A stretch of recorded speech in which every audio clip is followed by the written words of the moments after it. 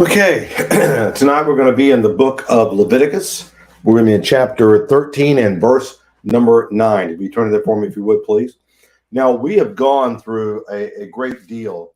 You know, we just finished that chapter 10, where two of the sons of Aaron died, Nadab and Abihu. He has two children left. And then, of course, chapter 11. And we discussed on Saturday night what was so important is God is making a determination. He's making that distinction. What is clean and what is unclean. And we've gone through that. We talked the other night about the animals, the what you would eat, what was clean, what was not, from the land animals, the fish, the fowl, and the insects. And he gave a pretty clear distinction. Remember the two things, that the chudicud, the cloven hoof, and those were the distinctions. And what God is doing is separating his people out. So tonight we're going to continue in that realm. And we were talking the other night about leprosy.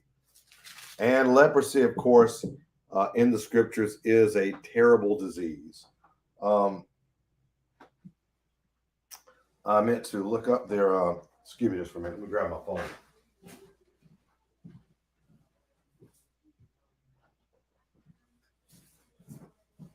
There is a famous, I can't remember the priest's name. I meant to look it up. He was a priest. He was in Hawaii. Father Damien of Molokai. He died in 1889. And Father Damien was a man who went to Hawaii and the leprosy camps.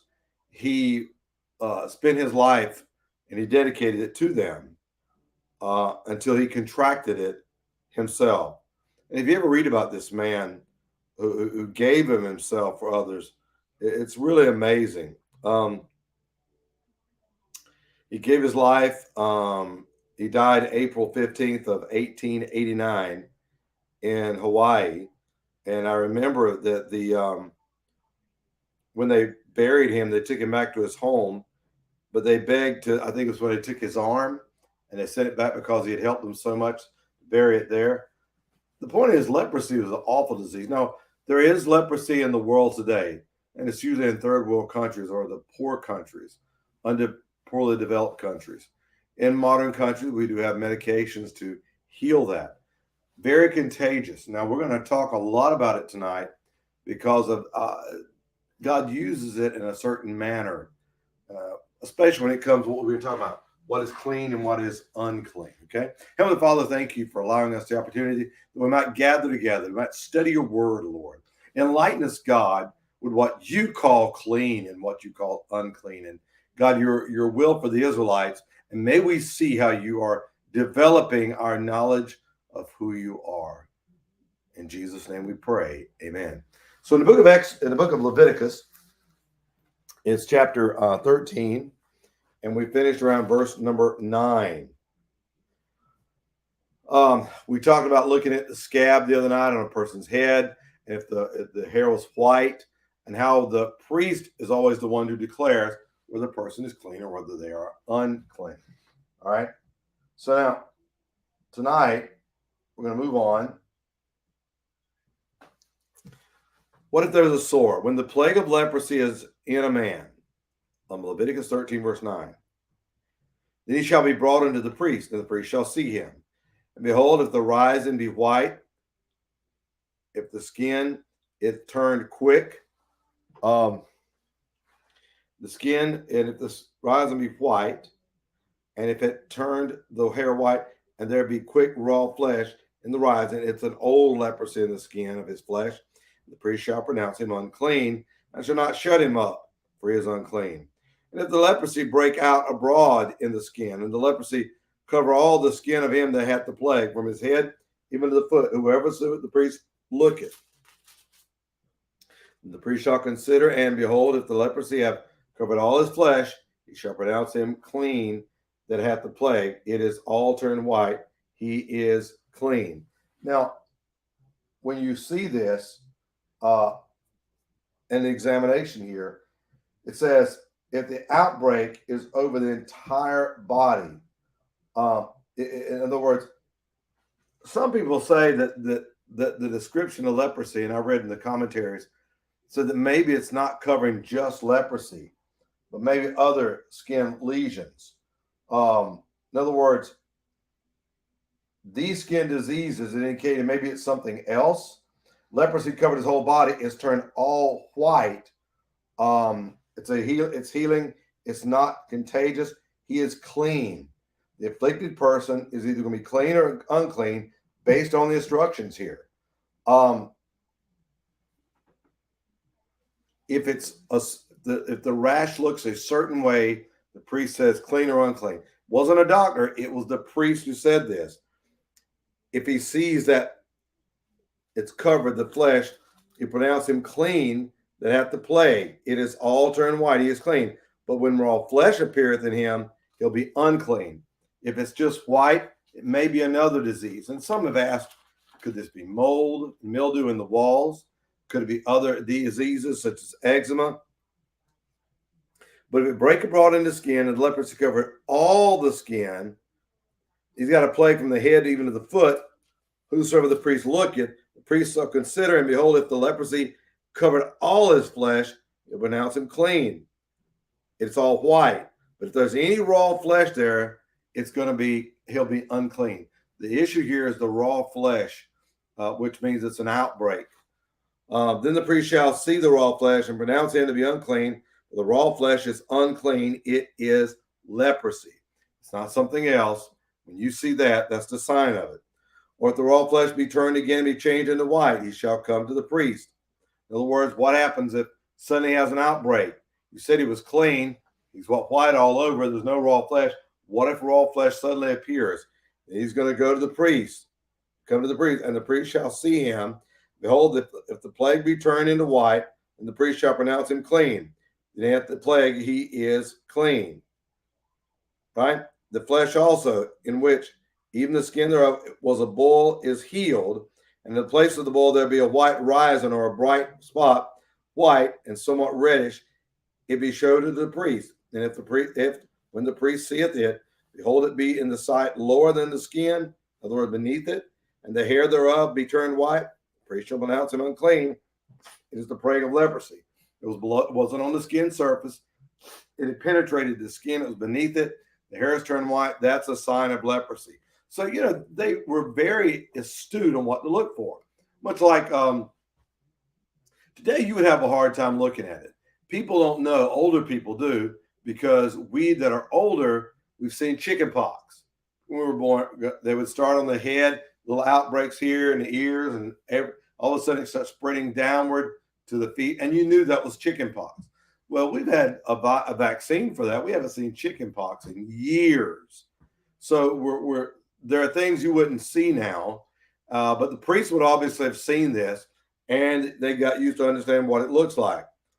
Verse number 18, the flesh also in which even the skin thereof was a boil is healed. And at the place of the bull, there be a white rising, bright and reddish. He showed the priest, and if when the priest seeth it, verse 20, behold, it be sight lower than that skin, hair is white, he's unclean. Now, verse 21, Leviticus 13, verse 21. But I'm not taking a lot of time on these. The whole thing is about clean and unclean. And what he's trying to do is to point out for the Israelite nation how the priest makes the determination. What's clean and not clean? Well, the priest makes that determination. 21, but if the priest look on it, behold, there be no white hairs therein, and if he be not lower than the skin, but somewhat dark, the priest shall shut him up 7 days. And if it spread much abroad in the skin, then the priest shall pronounce him unclean. It is a plague. Again, there's that 7-day quarantine. Shut him up. But if a bright spot stay in place and spread not, it is a burning boil. The priest shall pronounce him clean, verse 23. Verse 24. Or if there be any flesh in the skin, whereof there is a hot burning, and the quick flesh that burneth have a white bright spot, somewhat reddish or white, then the priest shall look upon it, and behold, the hair in the bright spot be turned white, and it be in the sight deeper than the skin. It is a leprosy broken out of the burning. In other words, it looks like a boil, it acts like a boil, but then he says, no, if the flesh and the skin, there's a burning boil, quick flesh, he's going to look upon it, and if that hair is white and it's in the sight deeper than the skin, it's leprosy, and he's unclean. Verse 26. But if the priest look on it, behold, there be no white hair in the bright spot, and it be no lower than the other skin, but somewhat darker, than the priest shall shut him up 7 days, and then see. Then the priest shall look upon him the seventh day, and if it be spread much abroad in the skin, the priest shall pronounce him unclean. It is the plague of leprosy. And if the bright spot stay in the skin, but is somewhat dark, it is the rising of the burning. The priest shall pronounce him clean. It is an inflammation and burning. So, I have my pen here. You'll notice that he talks here about a boil in verse number 19. He says, and if it's a burning bright spot, if it's a boil, and he's trying to make a distinction here. Is this a boil or not? Let's quarantine 7 days. And after 7 days, if it spreads, that's leprosy. If it's a boil, no, it's just a boil. Those don't spread. Leprosy would. And it's going to be beneath the skin, etc. Verse 29. If a man or a woman have a plague on the head or the beard for the man, then the priest shall see the plague, and behold, if it be in the side deeper than the skin, and there be in it a yellow thin hair, then the priest shall pronounce him unclean. It is a dry scall, even leprosy upon the head or beard. And if the priest look on the plague of the skull, and behold, it be not in sight deeper than the skin, and there was no black hair in it, then the priest shall shut him up that hath the plague of the skull 7 days. So now he's looking at people who have a scab or a skull, a place on the hair, or the beard, the plague. He said it's a dry skull. I want to see another, how they would call that. A scale. It says skull, it was a scale. And verse 32, and if the seventh day the priest look on the plague, and behold it, if the skull or scale spread not, and there be in it no yellow hair, the skull or scale be not in sight deeper than the skin, he shall be shaven. There, and the scab or the skull or the scale shall he not shave, and the priest shall shut him up at the scale 7 days more. And in the seventh day the priest shall look on the scale, and behold, if the scale be not spread in the skin, nor be its sight deeper than the skin, then the priest shall pronounce him clean. He shall wash his clothes and be clean. But if that scale spread much in the skin after his cleansing, then the priest shall look upon him, and behold, if the scale be spread in the skin, he shall not seek for the yellow hair. He's unclean. Ain't got to worry about it. Because if it's, even after he's cleansed, if he starts spreading, you know it's not a scale. Don't worry about looking for the hair. This is, because he'd seen it before. He says it's leprosy. But if the scale be inside a stay, and there's a black hair grown up therein, the scale is healed, he is clean, and the priest shall pronounce him clean. If a man also or a woman have in the skin of their flesh bright spots, even white bright spots, then the priest shall look, and behold, if the bright spots in the skin of the flesh be darkish white, it is freckle spot, and groweth in the skin, he is clean. And the man whose hair is fallen off his head, he is bald, yet he is clean. Right? It's because your hair falls out, it doesn't make you unclean. Leprosy makes the hair fall out. And if that hair is fallen off of the part of his head toward his face, his forehead bald, he is clean.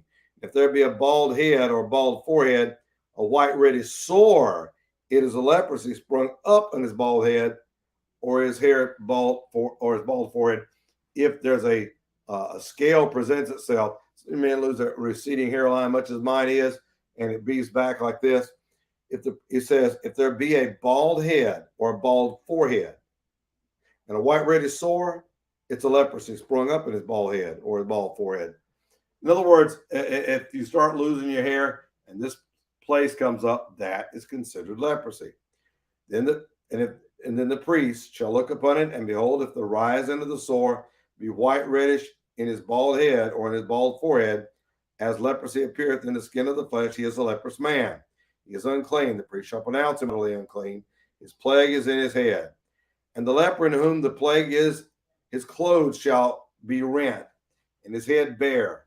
He shall put a covering upon his upper lip, and shall cry, unclean, unclean. Now, there's that place where we find later on, unclean, unclean. That's what lepers were to cry out. All the days wherein the plague shall be in him, he shall be defiled. He is unclean. He shall dwell alone. Now we know the lepers would dwell outside of the camp. And outside of the camp where they would dwell together, the lepers. But they were outside of the camp of others because it's very contagious. It says, in all the days wherein the plague shall be in him, he shall be defiled. He is unclean. He shall dwell alone without the camp, shall his habitation be. The garment also that the plague of leprosy is in, whether it be woolen garment or a linen garment, whether it be in the warp or the woof. By the way, the warp or the woof. That was a hard one trying to find out what that is. It simply means like it's woven or it's knitted together and the fabric like that. I would assume that's what it's a reference to. And other commentators have said that. It's in the warp or the woof of linen or woolen, whether it's in the skin or anything made of skin. And if the plague be greenish or reddish in garment or in the skin, either in the warp or in the woof or in anything of skin, by the way, that's leather. The hide, the skin of an animal's leather. And I think that's how it's pronounced in the others. Let's see if they use that same word. Yeah, it's considered leather. I remember this years ago when we had our baseball gloves, and they're made out of the hide of animals. The skin, very tough. He says, and if the plague be greenish or reddish in the garment or in the skin or in the warp or in the woof or in any skin, it is considered the plague of leprosy, shall be showed to the priest. And the priest shall, verse 50, and the priest shall look upon the plague and shut up it that hath the plague 7 days. So now let's say you have a garment. He's unclean, right? He goes out to get the garment that he has. If the plague is greenish or reddish and it's in the garment that he has, what do you do with that? He's going to look upon it and he'll stop 7 days. He'll look on it on the 7th day, and the plague be spread in the garment or in that warp of the woof, the skin. The work is made of the skin. The plague is spreading leprosy. It is unclean. In other words, it's active. It's a real leprosy, and it's going to spread. He shall therefore burn the garment, whether warp or woof, in woolen or in linen, or anything skin leather, wherein the plague is, for it is an active leprosy. It shall be burnt with fire. Now, we're getting close to it, but it's a long one, isn't it? Yeah, and we need to go through these about clean and unclean and how each time he looks, and you can follow along when he's talking about garments, the forehead, what you see in a person. And the priest shall look, and behold, verse 53, the plague be not spread in the garment, either in the warp of the woof and anything of the skin or leather. And the priest shall command that they wash the thing wherein the plague is, and he shall shut it up 7 days more. The priest shall look on the plague after that it is washed, and behold, if the plague have not changed its color, and the plague be not spread, it is unclean. Thou shalt burn it with fire. It is spread inward, whether it be bare or without. The plague be not spread, it is unclean. In verse 55, he says, you wash the thing, but the priest shall examine the plague. It's been washed. Though the plague is not spread, it's unclean. Even if it hadn't spread its color, the plague ain't spread, but still it's unclean, and you're going to burn it. Verse 55, it said, the priest shall look upon the plague after it is washed. And behold, if the plague have not changed its color, and the plague is not spread, it is unclean. Thou shalt burn it with fire. It's an active inward, whether it be bare or without, within or without. And if the priest look, and behold, the plague be somewhat dark, after the washing of it. Then he shall rend it out of the garment, cut it out of the garment. If it does change colors after you wash it, it's a sign that you can cut it out of the skin, or out of the warp, or out of the wool. Verse 57. And if it appears still in the garment, either in the warp or in the woof, or in anything of the leather skin, it is a spreading plague. Thou shalt burn it, that wherein the plague is with fire. And the garment, either warp or woof, and whatsoever thing the skin it be, which thou shalt wash, if the plague be departed from them, then it shall be washed the second time, and it shall be clean. This is the law of the plague of leprosy in a garment of woolen or linen, either in the warp or the woof, or in any of the skins or leather, to pronounce it clean or to pronounce it unclean. That's the entire purpose. Well, that's a lot of reading. But that's the purpose of there in Leviticus. He's speaking about leprosy. How do I tell if the person is clean or unclean? How do I tell if the garment is clean or unclean? Well, now we know. But it's not just that he's looking at the person or the garment to decide if it's clean or it's unclean. In the next chapter, in chapter 14, it says, and the Lord spake unto Moses, saying, this shall be the law of the leper in the day of his cleansing. I think we pick up the other one in chapter 15. Yes, we'll get the others here. Let's talk about now about what happens to a person, whether they're clean or not. What do you do in this case? What if a leper is cleansed? You know, Jesus was not afraid to touch the lepers. And in fact, when he was cleansed, he said, go show yourself to the priest. Well, this is the passage of scripture where you go show yourself to the priest. Ready? The Lord spake unto Moses, saying, this shall be the law of the leper in the day of his cleansing, if he is cleansed from his leprosy. Now, at that time, it was probably unheard of that anybody would get clean, right? Well, there was some people got clean. Remember Naaman the leper? Later on, would dip 7 times in the river Jordan, and he would come clean. We know in the days of Jesus, when the person was cleansed, and he said, show yourself to the temple. What if a person is cleansed? This shall be the law of cleansing. He shall be brought unto the priest. And the priest shall go forth out of the camp, and the priest shall look, and behold, if the plague of leprosy be healed in the leper.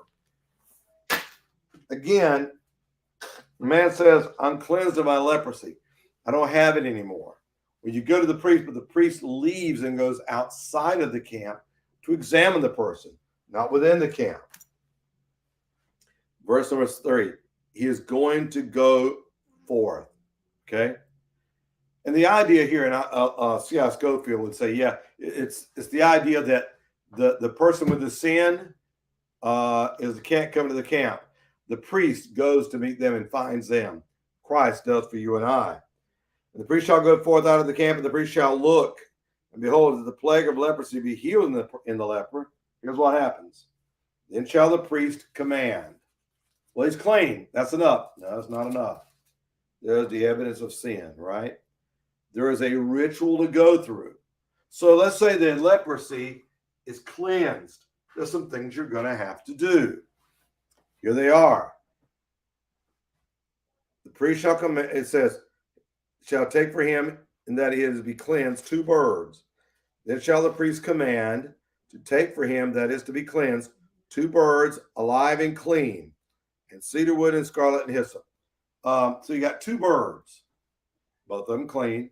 You got scarlet, and that mostly that's thread, not a garment, but an actual scarlet thread. You got cedar wood and you got hyssop. Now, if anybody knows anything about woods, because redwood, cedar wood, these are woods that last a long time. They're filled with oils. They're not easily penetrated, okay? So if you're going to use it, it's less likely that you could wash things off of it, okay? By the way, that's why these pergolas and things like that they make outside, the cedar wood lasts a lot longer. So you're going to bring the cedar wood, the scarlet, and the hyssop, and the 2 birds. And the priest shall command that one of the birds be killed in an earthen vessel over running water. Okay. Now, many would say, well, you put it in this clay pot or dish, and you kill the bird, or is it above the clay pot and you kill the bird and the water's running over it into the pot that catches it? And that's the kind of imagery I'm trying to portray here. It'll be killed in an earthen vessel over running water or spring water, water that is obtained. Now, there's a mixing here of the water and the blood.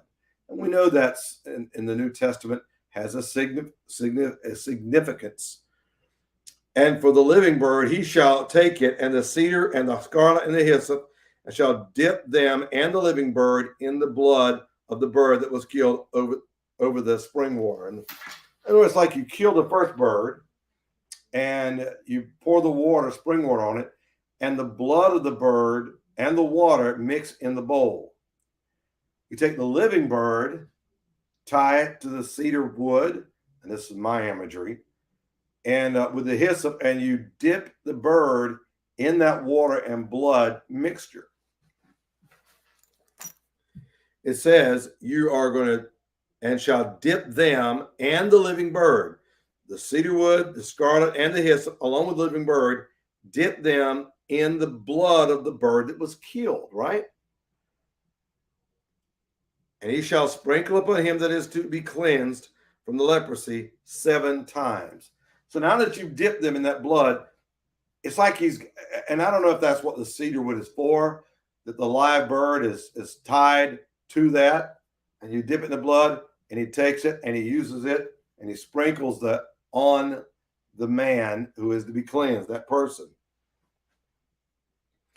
He shall pronounce it 7 times, they shall pronounce him clean, and shall let the living bird loose in an open field.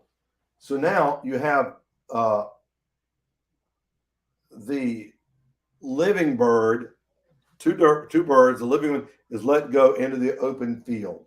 All of this is about the cleansing that is here. Yeah. So one is destroyed, the other is cleansed. One is destroyed, the other one lives. All right. And he that is, now once that happens, and he, verse 8, in Leviticus 14, verse 8, he that is to be cleansed shall wash his clothes and shave off all his hair and wash himself in the water that he may be clean. And after that he shall come into the camp and shall tarry abroad out of his tent 7 days. Now, again, I'm trying to get some imagery here so you can pick it up. So we just saw about what do you do in chapter 14 if God says, I'm cleansed. Well, he's got to go to he comes to present himself to the priest. He remains outside the camp, word is sent to inside, and the priest comes out and examines him, right? And then it's not enough for him to say that he's cleansed. He has to do the ritual. 2 birds, one clean, one not clean. Kill 1 bird over spring water, and that mixture is in the bowl. And he's going to take that other person, he's going to take the other bird along with the hyssop, scarlet, and the cedar wood, and the bird. 4 things: a live bird, cedar wood, scarlet, hyssop. And if you look at scarlet, if it's a scarlet thread, then he wrapped the bird, and they're going to dip it in the mixture, that blood and water, and sprinkle it 7 times on this leper. All right? We've got that, right? That part is done. Now, he's got to go inside the camp now, and there's a tent maybe where he would live, but he can't go live in the tent. He has to live outside. He's in the camp with all the people. In other words, he's in the camp where everybody lives. He can't go inside his tent. He has to stay outside for 7 days. Now, some would say that there's a twofold meaning here. By the way, he had to shave off all that hair. And of course, that's also the shaving of the hair, the eyebrows, the mustache, and all. Why would you shave all those things? Well, one is that you're going to be outside the tent. In other words, everybody's afraid of you. But if you're cleansed and you're living outside of your tent, everybody sees you. And there's no hair to cover parts they'll be able to see. Is that no, nothing being it, because the hair was often associated with the leprosy. And they'll see that there's nothing there. And so the people can be able to see that everything is clear. You start all over again. Your beard's got to grow back. Your hair's got to grow back. Eyebrows got to grow back. And he says he's going to be on 7 days. But it shall be on the seventh day that he shall shave all his hair off his head and his beard and his eyebrows, even all his hair, shave off. And he shall wash his clothes, and he shall wash his flesh in water. He shall be clean. And on the 8th day, he shall take 2 lambs without blemish. Wait a minute, I thought you was clean. No, we got more to do. It's a pretty big ritual. The people have to know that you're cleansed. Of course, they would see him out in the public because he could be out there every day. He can't go in the tent. And they'll know he's cleansed. On the 7th day, he's going to take a lamb, 2 he lambs without blemish, and 1 ewe lamb in the first year without blemish, and 3/10 of deals of fine flour for a meat offering mingled with oil, and a log of oil. In other words, right out a pint.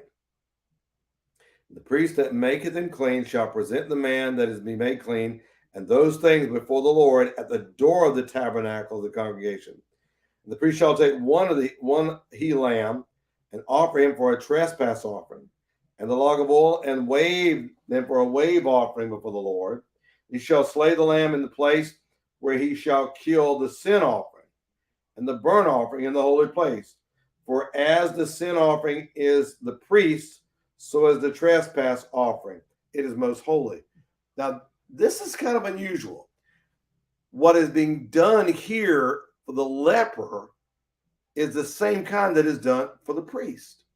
Very similar. And that's his point. You are at the tabernacle of meeting. You're going to have this trespass offering. And he says here, it's most holy. And the priest shall take some of the blood of the trespass offering, and the priest shall put it upon the tip of the right ear of him that is to be cleansed, and upon the thumb of the right hand, upon the great toe of the right foot. Wait a minute, that's the priest. That's correct. When the leper is going to be healed, and here at the end, when the leper is going to be healed, be cleansed. First of all, we saw the two birds, right? How he took the blood of one and the water, and they dipped the 4 things, sprinkle the man. Then he has to stay inside the camp 7 days. Then he shaves all the hair, everything. Then he's got to get the 2 lambs. He says 2 lambs without blemish, 1 ewe, and then he's got and 1 ewe lamb. Then he says, and the flour mingled with oil, and he's going to take and slay that lamb. Priest shall take 1 lamb and offer the trespass offering. He'll slay the lamb in the place where he'll kill the sin offering and burnt offering. In the place where the sin offering is the priest.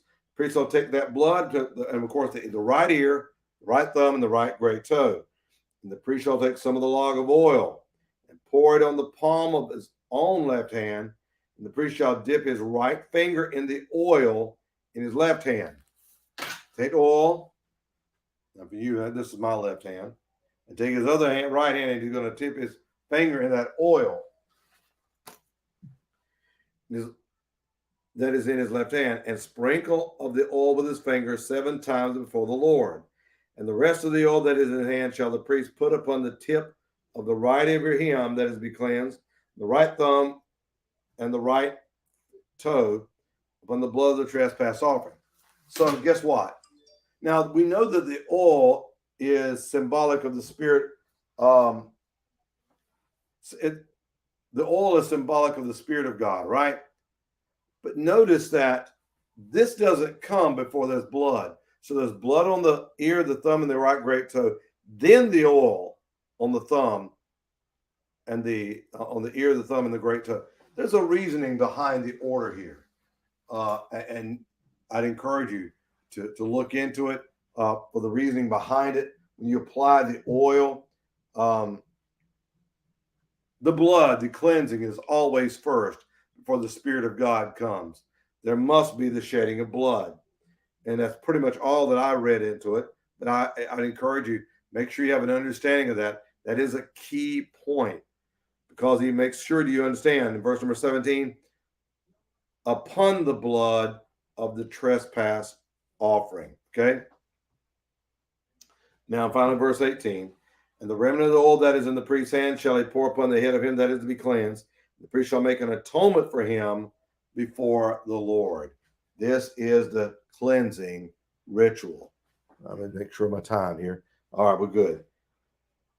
All right, verse 19, and the priest shall offer the sin offering and make an atonement for him that is to be cleansed from his uncleanness, and afterward he shall kill the burnt offering.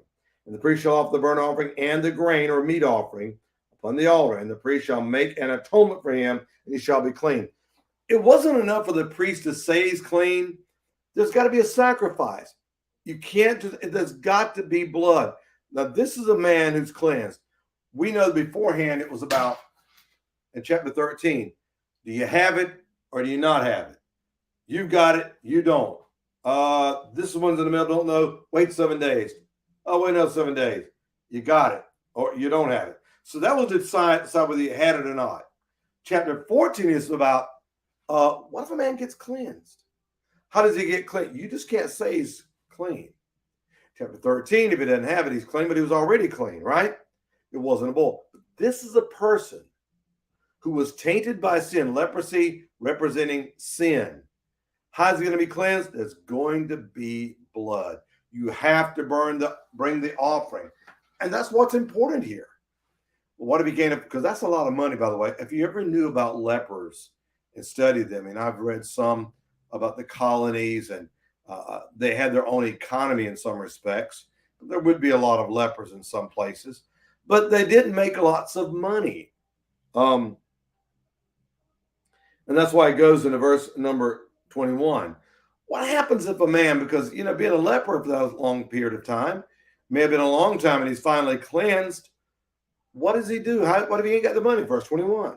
And if he be poor and cannot get so much, then he shall take one lamb for a trespass offering to be waived for an atonement for him, and 1/10 deal for fine flour mingled with oil for a meat or grain offering, and a log of oil, and 2 turtle doves.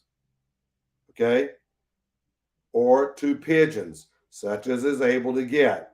And the one shall be a sin offering, the other a burnt offering. So you got the burnt offering, the sin offering, the trespass offering have to be given, and you've got the grain offering, okay? So those offerings had to be done.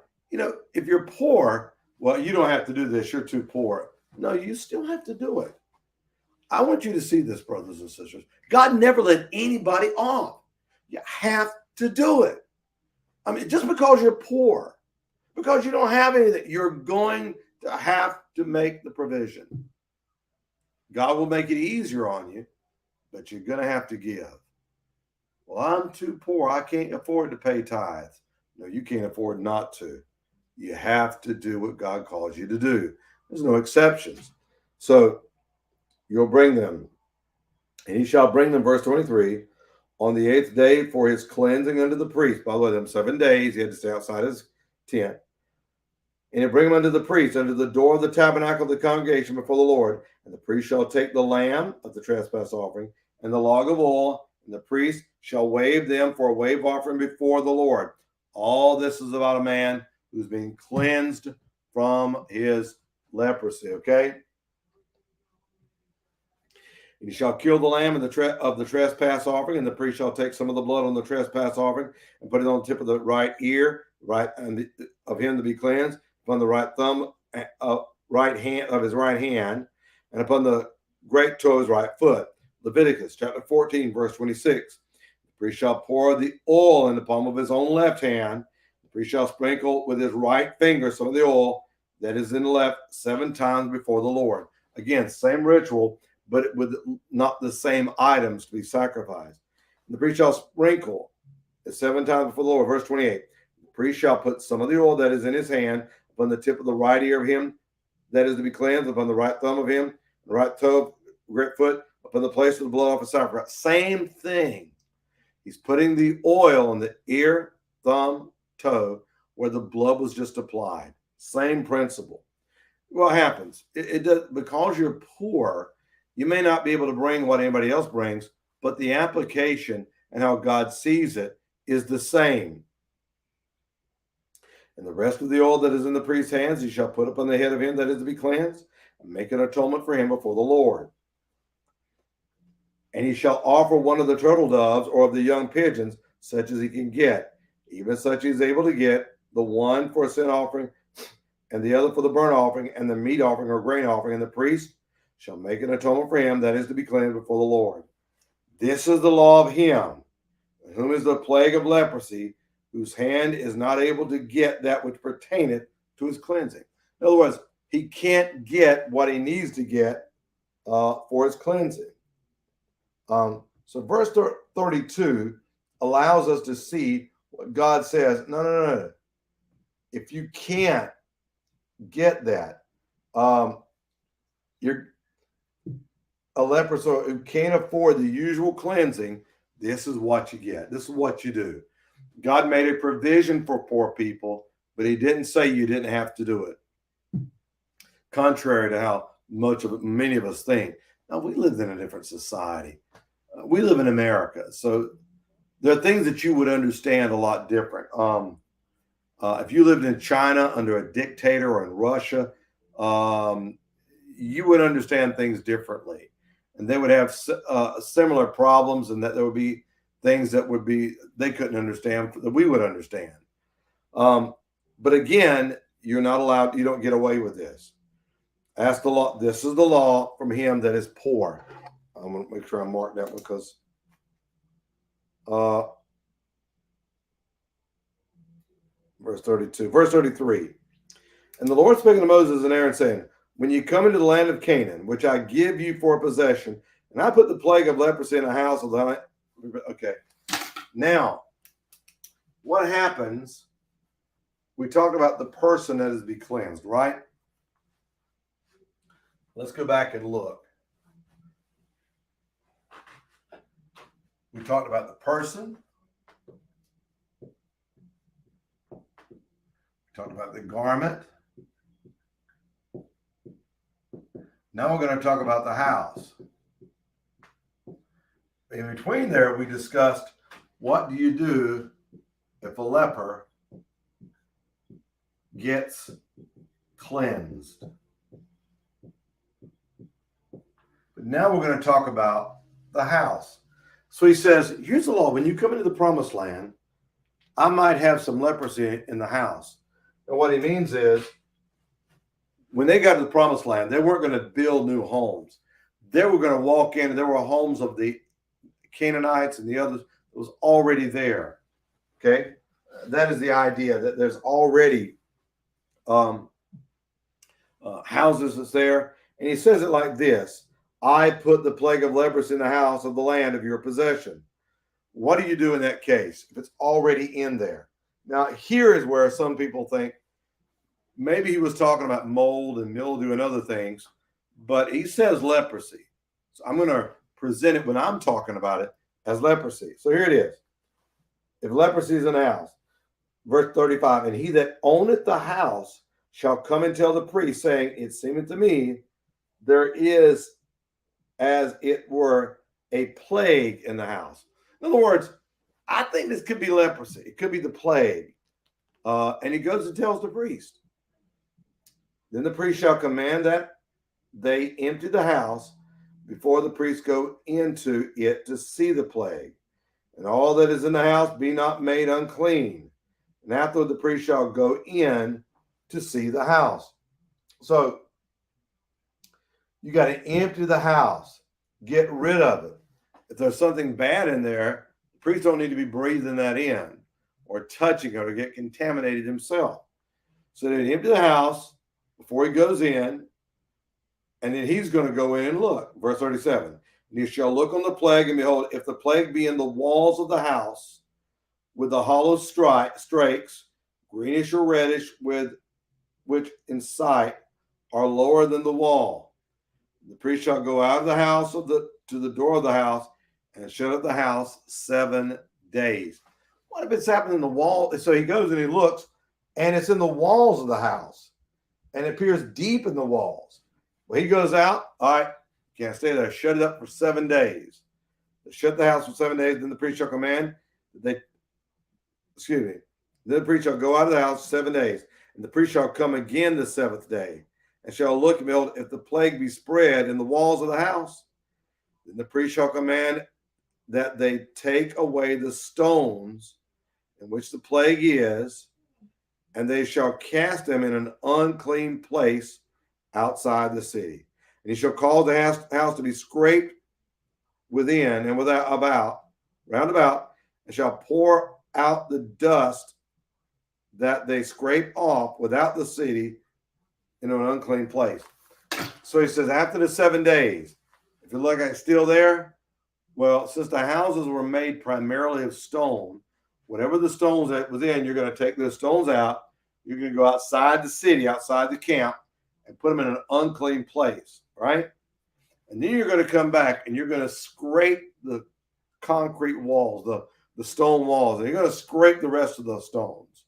Now, all the dust that comes off of that, all those scrapings, you're going to take it outside, put it in the same unclean place, okay? Oh, we're doing time. We got it. All right. And he shall cause the house to be scraped within round about. Okay. And verse 42, and they shall take other stones and put them in the place of those stones. He shall take other mortar and shall plaster the house. In other words, the house is made of stone. With like putting cement around it or plaster.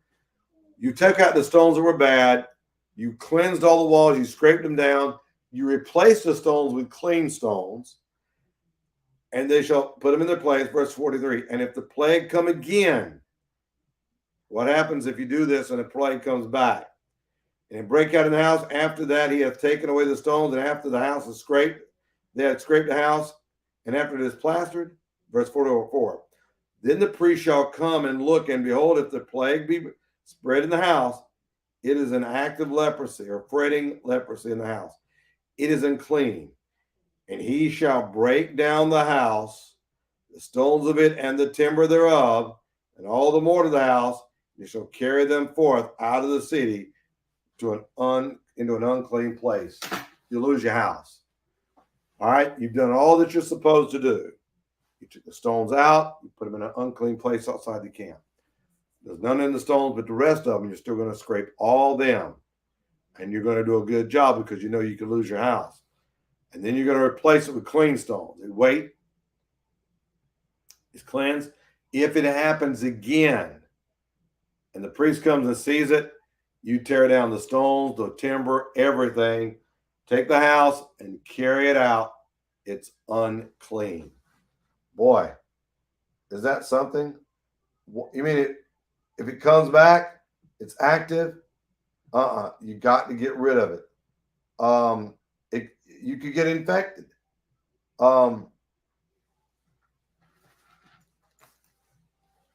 They're going to destroy it. Now, all these are going to be pointing to Christ and what happened with him.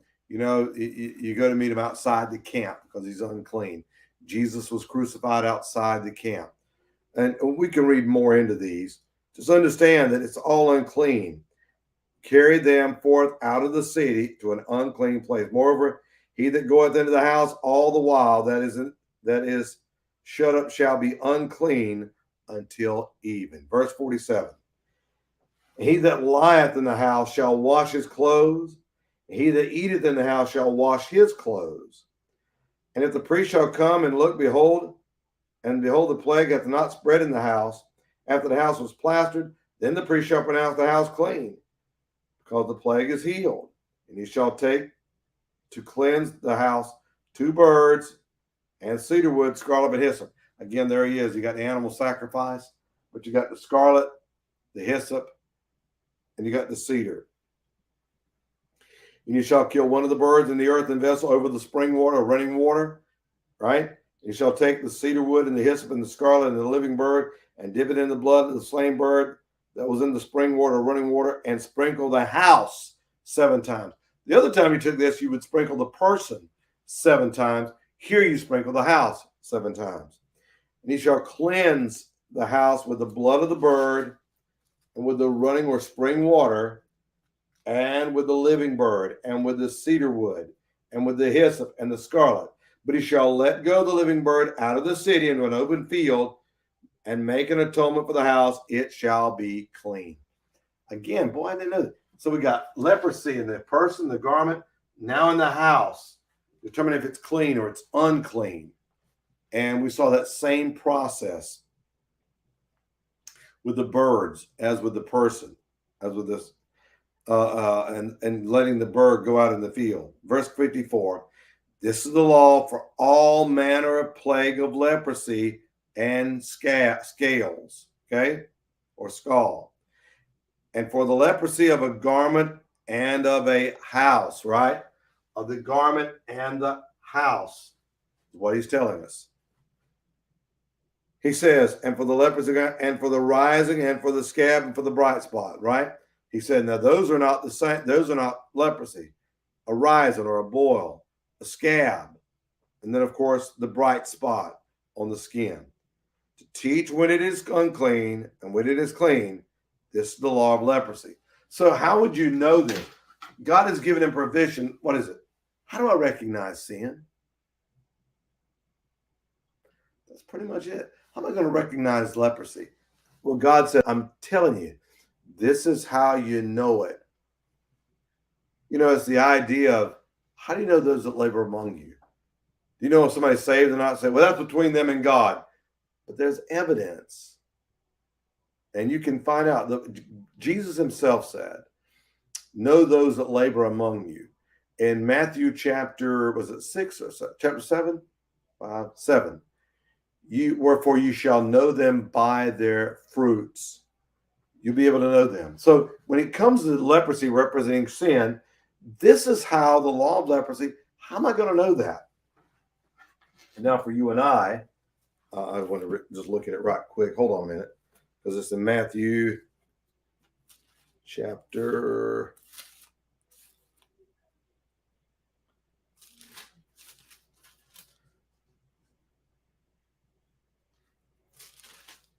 It is 7.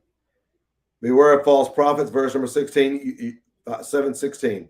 You shall know them by their fruits. Verse 20. Wherefore by their fruits you shall know them. You'll be able to recognize people, false prophets. Look at them, and this is how they will recognize leprosy. And I believe that's what God is trying to get us to see, that there is a way to determine clean and unclean. And he gives us the example of how cleansing is to be done. And it had 2 things involved with it: blood in the big toe, and then oil, ear, thumb, big toe, in that order. Okay. Now we're going to move on to chapter 15. And this is, may I say it, this is getting to that point. I want to make sure that I'm very straightforward. But now we're going to talk about some things that may be unpleasant to people. And the Lord spake to Moses and Aaron to Aaron, saying, speaking to the children of Israel and saying to them, when any man hath a running issue out of his flesh, he, because of his issue, he is unclean.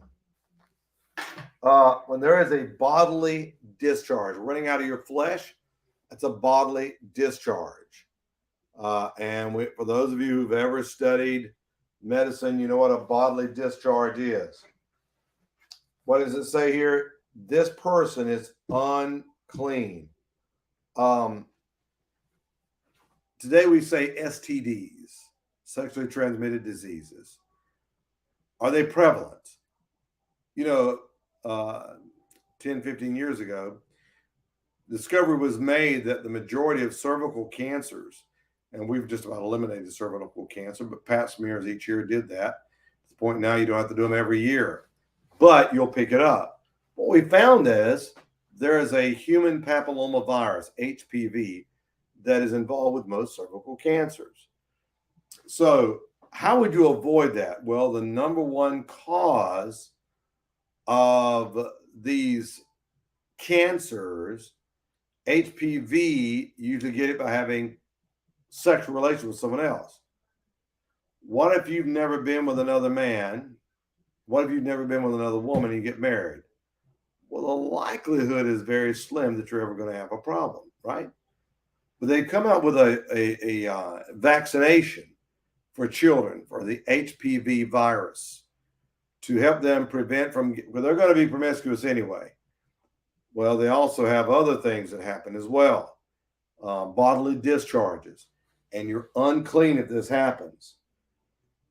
He says, and this shall be his uncleanness in his issue. Whether his flesh run with his issue or his flesh be stopped from his issue, it is his uncleanness. Every bed whereupon he lieth, that hath the issue is unclean.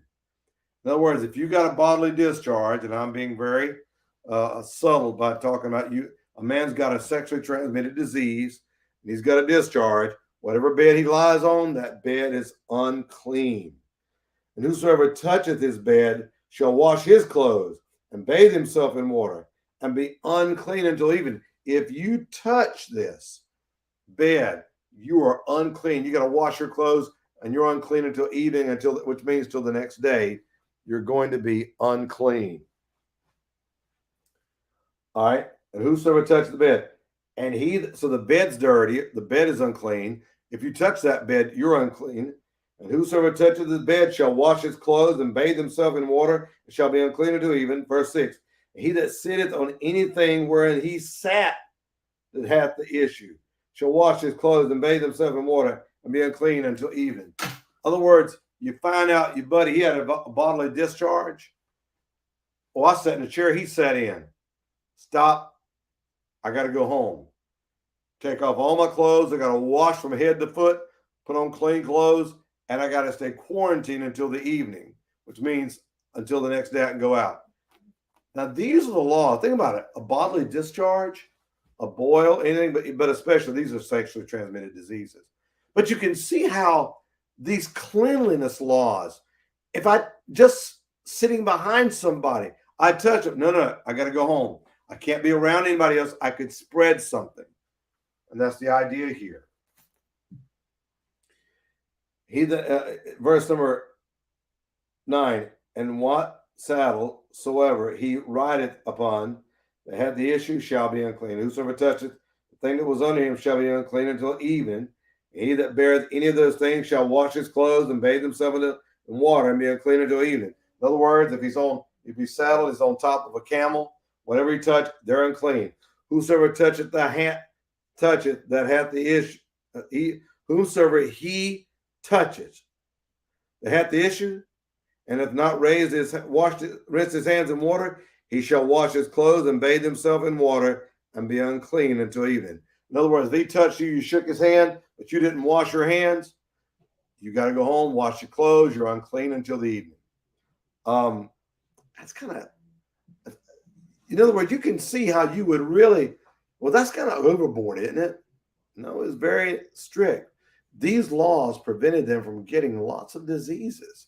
It kept them rather healthy, you know? Let's see.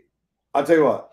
Let's stop at verse number 11. We'll pick up at verse 12 tomorrow night. All these laws are concerning cleanliness, uncleanliness, clean or unclean. And what do you do about it? So we saw tonight, we studied leprosy. How do you declare if something's clean or it's unclean when it comes to leprosy? But what if you do if somebody gets clean and he says, I'm freed of the leprosy? You got to come. The priest will say, yeah, you don't have leprosy, but still got to bring the sacrifice. And the same thing with the priest, the ear, the thumb, and and also the blood first, then the oil. Heavenly Father, thank you for letting us have this opportunity together as we study these various laws concerning cleanliness. Lord, we ask you to help us to see it. May we be obedient to your word. Teach us, God, in Christ's name we pray. Amen. God bless you. Thank you for your time. Lord will, I'll see you tomorrow night at 7 o'clock. We'll pick up here in the book of Leviticus, chapter 15. Now, I'm not taking a lot of time in these, and I think you can go through them all on your own. But God is going to be real specific with lots of this, so just be prepared. God bless you. Hope you have a